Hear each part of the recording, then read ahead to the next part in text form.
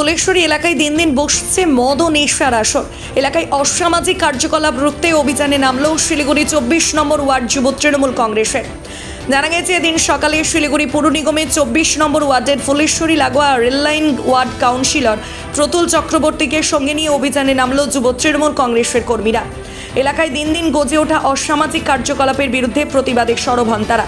এদিন এই বিষয়ে ওয়ার্ড কাউন্সিলর প্রতুল চক্রবর্তী জানান, ফুলেশ্বরী রেললাইন সংলগ্ন এলাকায় দিনের পর দিন অসামাজিক কার্যকলাপ বেড়ে উঠছে। এর আগেও বহুবার রেল কর্তৃপক্ষকে এই বিষয়ে জানানো হয়েছে, রাজ্য সরকারকেও জানানো হয়েছে। রাজ্য সরকারকে জানানোর পর গ্রেফতারও হয়েছে বেশ কয়েকজন। তবে এই বিষয়ে রেল কর্তৃপক্ষ নজর দিচ্ছে না বলে অভিযোগ করেন তিনি।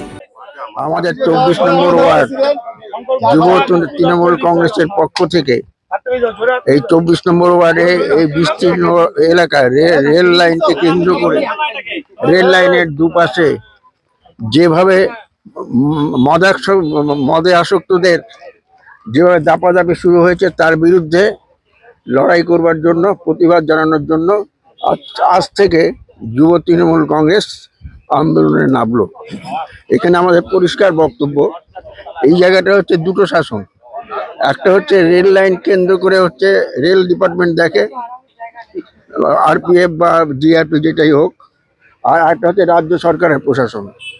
রাজ্য সরকারের সাথে আমরা যোগাযোগ করেছি, রাজ্য সরকার কিন্তু এর মধ্যে পদক্ষেপ নিয়েছে, কয়েকজনকে গ্রেপ্তারও করেছে। কিন্তু রেল পুলিশের তরফ থেকে কিন্তু কোনো ধরনের উদ্যোগ আমরা দেখতে পাচ্ছি না। আমরা যেসব ব্যাপারে রেলের কাছে যাই কোনো উদ্যোগ নেই, তাদের কোনো এইসব ব্যাপার নিয়ে কোনো ভ্রুক্ষেপই নেই।